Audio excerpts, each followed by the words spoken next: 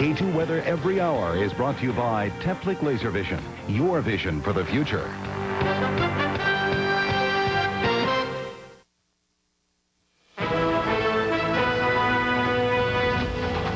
On World News tonight, a warm welcome home for the 24 Americans who were held in China. We learn more about what danger the plane was in, and now that the crew is home, the president is tougher on China. The mayor of Cincinnati declares a state of emergency to stop the violence. When older men become fathers, a new report on the risks to their children. And on the money trail tonight, beating the tax man, the offshore banks that you can set up yourself. From ABC News World Headquarters in New York, this is World News Tonight with Peter Jennings. Good evening, everyone. The Navy crew is home, and the president is a lot less polite about China. Once again today, Americans have had the satisfaction of seeing American servicemen and women make it home after a difficult experience. They were not in custody very long, and by all accounts, they were generally well treated by the Chinese. Even so, at Hickam Field in Hawaii today, it was a satisfying sight. ABC's Brian Rooney was there. As Navy pilot Shane Osborne stepped off the plane, a crowd of military families cheered, and the Pacific Fleet band struck up a patriotic medley. On the tarmac was the entire Hawaii congressional delegation and a row of military brass. So it's wonderful for me to have the pleasure to say both welcome back and well done to this great crew. The celebration and speeches were short. I'd like to thank everybody's support all over. We didn't hear much about it at first, but I'd like to thank the support for these past 12 days. It definitely helped. Watching that speech in Norfolk, Nebraska were Osborne's parents, who got a first look at their son after 12 anxious days. It has been a long journey back, including a first stopover in Guam. The pilot who picked up the air crew in China said that despite a few smiles, they were a little subdued when they first boarded the Continental jet. But once they were on the airplane and we had departed Chinese airspace back over international waters, they all had a collective sigh of relief and became very animated. They were anxious to tell their story and were very glad to be headed home. But today was a work day as the air crew entered 2 days of intensive debriefing about what happened to their aircraft and what happened to them while they were detained in China. And those debriefings were scheduled to go from 10 o'clock this morning until 10 o'clock tonight, and again tomorrow from 8 in the morning till 10 o'clock at night. And Peter, I can imagine when these people get on an airplane Saturday morning to go to Whidbey Island, Washington, they'll really be ready to go home. Thanks very much, Brian Rooney. At Hickam Field, they will indeed be home for Easter. So what is the U.S. learning from debriefing the crew? ABC's Martha Raddatz is at the State Department today. A lot of questions, and they went at it pretty quickly, Martha. They really did, Peter. They did an initial debriefing on the airplane, and what they learned is that the crew really wasn't mistreated badly. Some were woken up at odd hours of the night. Others were asked to apologize, including the pilot. He did not. No one apologized in that crew. And we learned some incredible detail about the final moments of the collision with the EP-3. During his flight out of China last night, the pilot of the EP-3 told the remarkable story of how he kept his crippled airplane from going down. He's a very big man, and they said it took all of his bulk to control the aircraft. Osborne said that just after the collision with the Chinese fighter jet, his plane went into a 5,000-foot dive at a 90-degree bank, about as close to being upside down as you can get. The family of crewman Rodney Young heard about the plunge from his perspective. He said, Mom, I prayed, and he said after he said the prayer, you know, as he was doing his process of whatever he needed to do, he said after I said amen, the pilot got control of the plane. At one point, Osborne considered having his crew bail out. They thought about jumping off the airplane, preparing for evacuating the airplane. Then they got the airplane under control and thought about ditching. And then the next point, they got the airplane completely under control, realized that there was an airstrip there, and that's where they directed the airplane. And Peter, remember the Chinese fighter pilot who the Pentagon considered sort of a maverick? Well, here is a photograph of Wang Wei in a previous encounter And this is what he's holding up. They believe it is his email address. That, Peter, is why they called him a maverick. Thanks very much. At the Pentagon tonight, Martha Raddatz, indeed, he is the pilot who died, and the Chinese government still holds to its position that the U.S. is responsible for his death. ABC's Terry Moran is at the White House tonight. Terry, the thing we noticed from the president was a complete change in tone once the crew got back. Very dramatic, Peter. The president waited just 3 hours after the crew was safe in the United States before he abandoned his muted remarks of the past 11 days and came out swinging. One day after the U.S. twice said it is very sorry about the incident, President Bush adopted a much tougher stance. China's decision to prevent the return of our crew for 11 days is inconsistent with the kind of relationship we have both said we wish to have.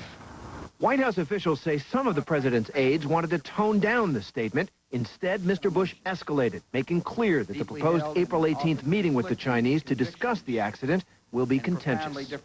I will ask our United States representative to ask the tough questions about China's recent practice of challenging United States aircraft operating legally in international airspace.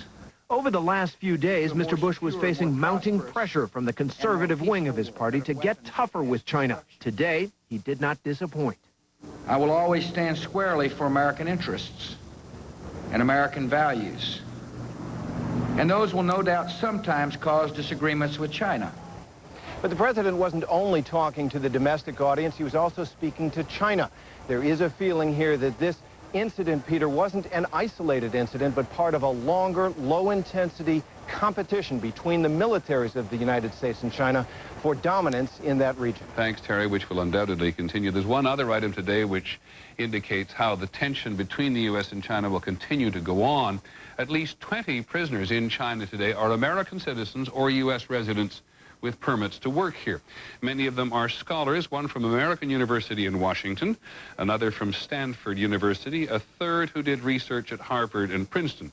They're being held on a variety of charges, and human rights groups say they are political hostages and that the charges against them are phony. Now, some of the other news today in our national briefing, there were two major signs that the economy is still slowing down. A study from the University of Michigan finds that consumers are more pessimistic about the economy than they have been in 7 years. And the government says retail sales were down 0.2% last month, which is more than expected.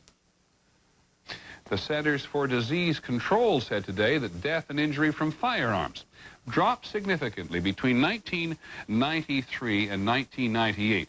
Gun deaths were down 29%, and injuries were down 47%. When we come back, a state of emergency. We'll take a closer look at a deeply divided city. And also on the broadcast tonight, older men at risk of fathering children with serious disease. And following the money trail to the offshore tax havens, where the government says people are hiding their money. This is World News Tonight with Peter Jennings, brought to you by Gateway.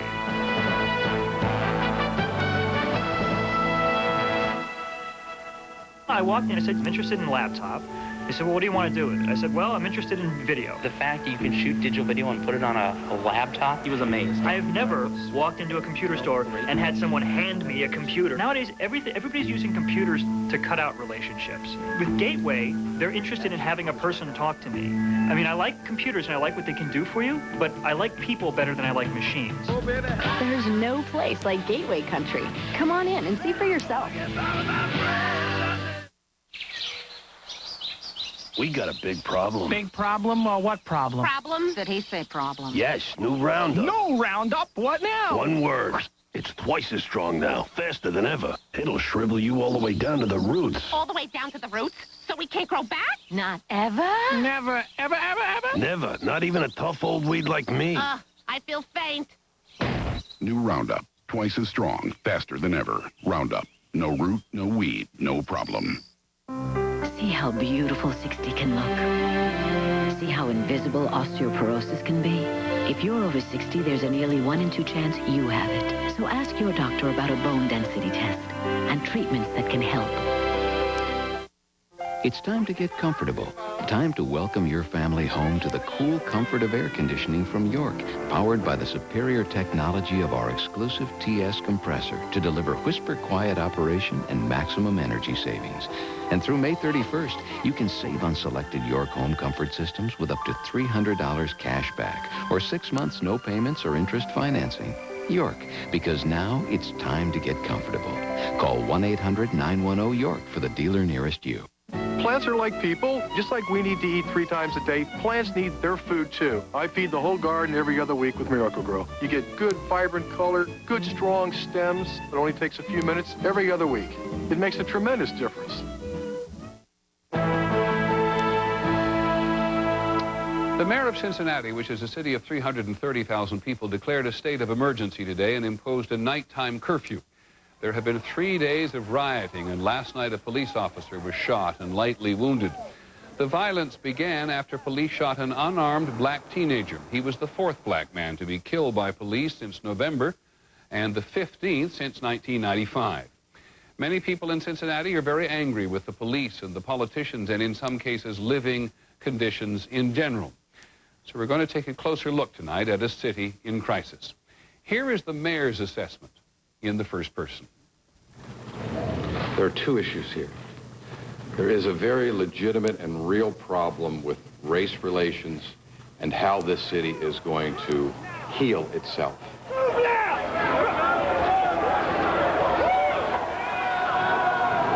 There is a second issue. That is the issue of the violence on Cincinnati streets. Today, I separate those issues. They are unrelated to me. We don't like the fact that we have to declare a curfew in our city. What you got in your pocket, sir? I can't tell. Ladies and gentlemen, a police officer was shot last night. In certain neighborhoods of this city, gunfire went off. Gunfire went off like you might hear in Beirut. It is dangerous, and it is getting more dangerous. I think that the citizens are tired. Black citizens are tired. They're scared in their homes.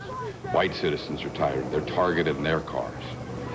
It is necessary for the safety of our children, for the safety of our neighborhoods, and for the safety of our police department to knock it off, and knock it off now. And it's just that simple. We ask the citizens of our community, as we approach this Holy Weekend, to pray for our city. President Bush appealed to the people of Cincinnati today for calm and a non-violent resolution to the current situation. It is more than the current situation which has left the city in crisis. Before the Civil War, Cincinnati was one of America's great cities, one of the cities on the Underground Railroad for blacks escaping the South, and a destination also for many European immigrants, especially Germans. It is no stranger to racial tension. ABC's Aaron Brown takes a closer look. This is the incident that started it. These grainy pictures taken from a police car Saturday night as 19-year-old Timothy Thomas was shot and killed. You can't really see it, but you can hear it. The 4th fatal shooting of a young black by police since November, and according to a lawsuit filed here, another example of 30 years of unjust treatment by police towards African Americans. And true or not, that feeling led to this. The marauding gangs of young blacks, a mostly white police force trying to stop it. An explosion that has been building not for months, but for years. We're very tired of a police department in reality who've got some bad people. And it's up to people to, bottom line, deal with that. But that is just the start. The problems here run much deeper. Whites have fled in stunning numbers. Since 1990, nearly a quarter of all whites have fled the city, leaving Cincinnati the 7th most segregated city in America. Looked at one way, the city is prosperous, unemployment below 4%. Looked at another way, it is poor, 40% of young blacks out of work. We're talking about a poor group of people. We're talking about a lack of opportunity that many people perceive for African Americans in this city. And those problems build up over time, and they spill over as they have this past week. None of these problems is unique to Cincinnati, and that is something African American leaders here hope the rest of the country will give some thought to tonight. I think when it happens somewhere like here, it sure sounds an alarm for the rest of the country, doesn't it? When a little country town like this, in reality, can almost look like it's going up in smoke. This evening, hope that the violence has stopped and the curfew holds, and that lessons are being learned from a week that has been tearing the city apart. Aaron Brown, ABC News, Cincinnati. There will be more about Cincinnati later this evening on Nightline, and you can look at a very complicated situation in depth at abcnews.com. When our broadcast continues tonight, a question: should fathers think twice about having children when they, the fathers, are older?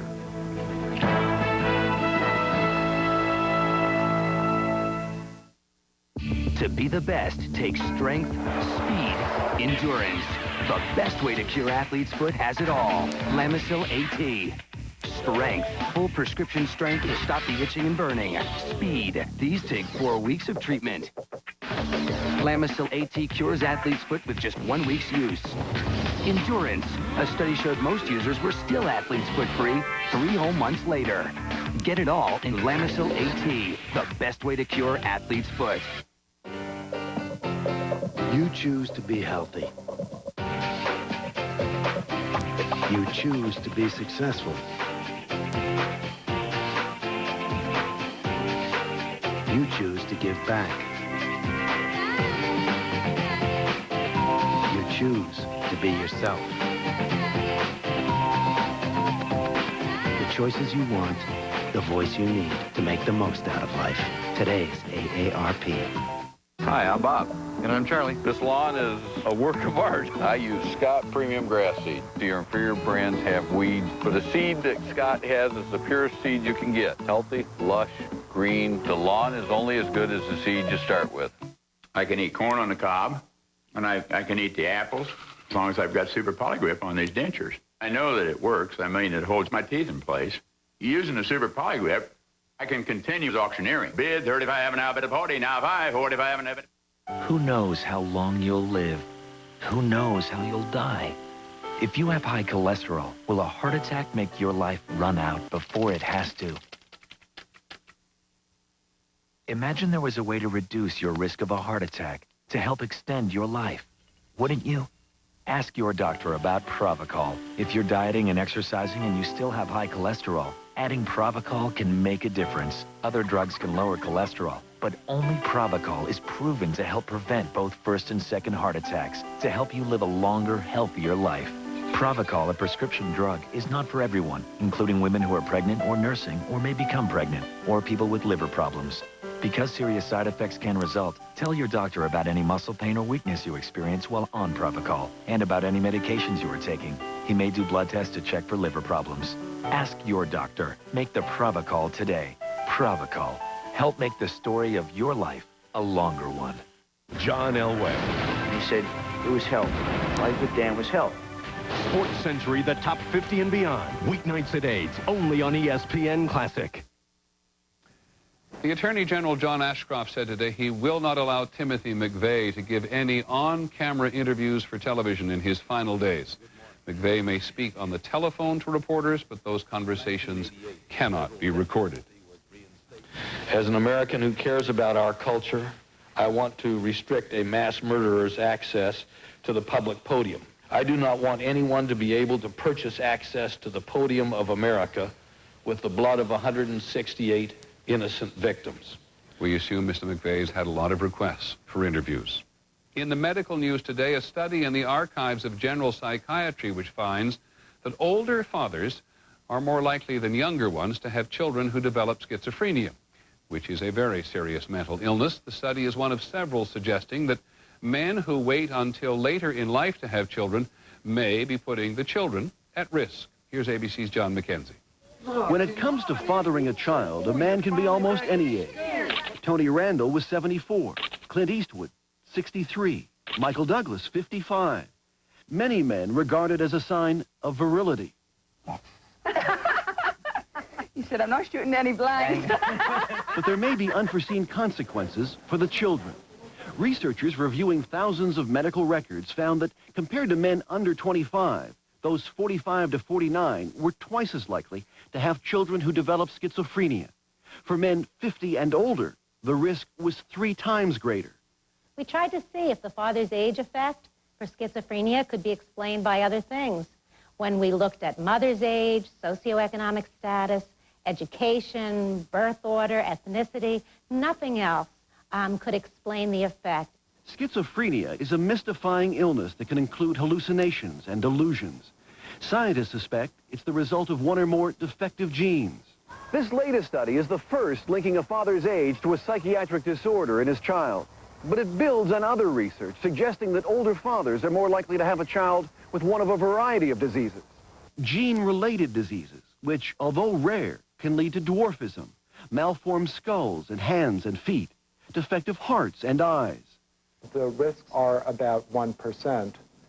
For older fathers, the risks may be increased 4 to 5-fold. While a woman is born with all the eggs she will ever have, men make new sperm as they age, the cells constantly dividing. And each time, there's the potential for mistakes, for defects that can be passed on to the offspring. Men should consider potential genetic risks when they consider having children. When they consider having children later in life. John McKenzie, ABC News, New York. In the overseas briefing today, there's another doctor at the South Pole with a serious medical condition. He's at the Amundsen Scott Station in Antarctica, suffering from the inflammation of his pancreas, and he may have to be airlifted out. You may remember the case of Dr. Jerry Nielsen, who discovered her breast cancer while she was at the pole, and it took a daring flight to get her out. In the Philippines, an American who was held hostage for more than 7 months is now free. 25-year-old Jeffrey Schilling was rescued by Philippine commandos, and he is described as in good shape. In Moscow today, they laid a wreath at the Kremlin wall where the cosmonaut Yuri Gagarin is buried. It was 40 years ago today that Gagarin became the first man in space, and the race to the moon between the U.S. and the Soviet Union began in earnest. Yuri Gagarin's 108-minute orbit of the Earth stunned the rest of the world. When we come back, the overseas banks that the American tax cheats love.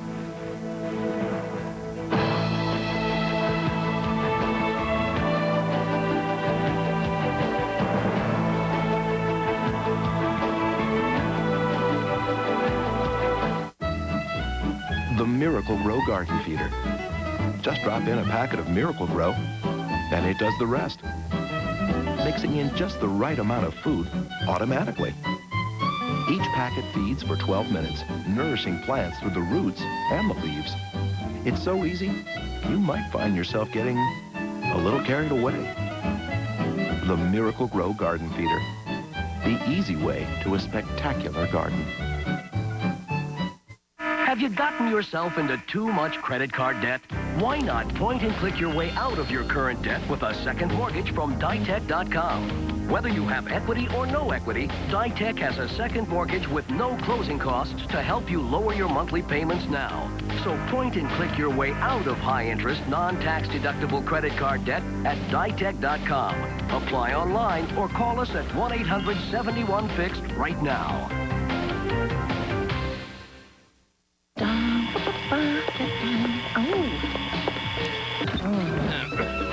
What is it, Chuck? You mean, what was it? No nibbling. Don't worry. Is she kidding? Now she's cooking. Whiskas Homestyle favorites taste like food you'd make, if you could. Homemade tasting meals, each with all that slow-cooked goodness sealed in the Flavor-Lock pouch. Hi, ready for dinner? Trust me, he's not. Should we save him some? Whiskas Homestyle favorites, what cats want. Why are RE/MAX agents so successful at helping you buy or sell a home? They're born with it.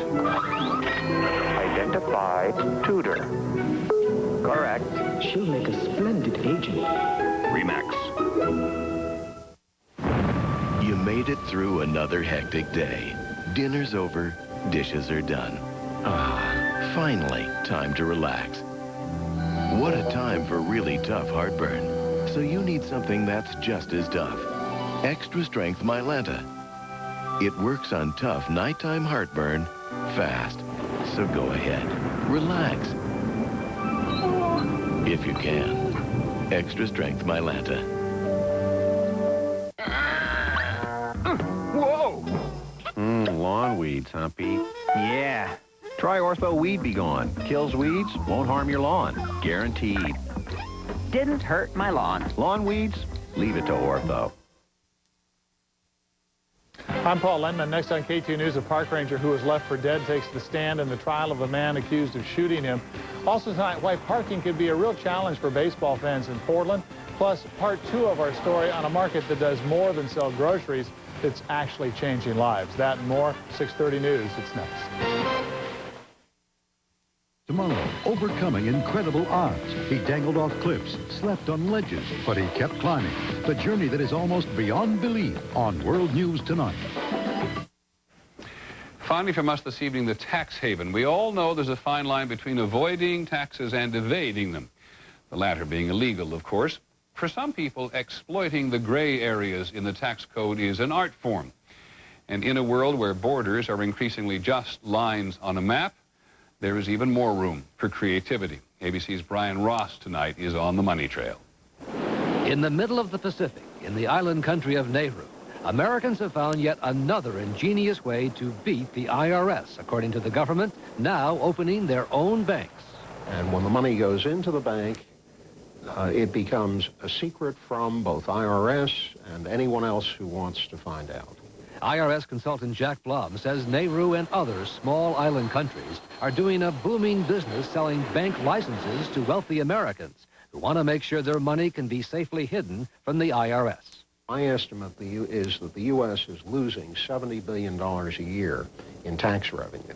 And until recently, the IRS had done little about going after such schemes, even as promoters openly advertised them. Among the most notorious promoters, Jerome Schneider, whose seminars on offshore banks attract thousands of Americans to what he calls legal tax avoidance. How many people here are already offshore, are already doing something offshore? Good. I like that. ABC News first reported on Schneider's operation 4 years ago. At one seminar in Mexico, a Schneider associate made it clear the Nauru Bank was nothing more than a piece of paper. Nobody's going to get a toaster when they make a deposit. There's no tellers. There's none of that. Last month, the IRS revealed it has been conducting its own undercover criminal investigation of Schneider, who has not yet been charged and who defends the Nauru Bank scheme. No, they're not shams because they have licenses that allow them to operate. From the government of Nauru? From the government of Nauru. In the middle of the investigation, IRS investigators were stunned to find a prominent congressman, Billy Tauzin of Louisiana, speaking at one of Schneider's seminars in Canada. Tauzin says it was not his purpose to endorse Schneider's schemes. Our purpose was simply to go out and encourage people to help us repeal the income tax code, and that's the only purpose then and now. Do you regret going? No one want to know? Yeah, of course.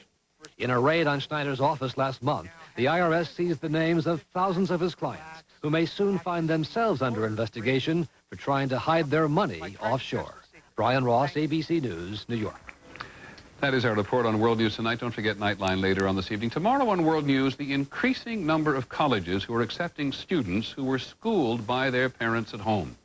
Another day for homeschooling. I'm Peter Jennings. We hope you have a good evening, and we'll see you tomorrow. Good night.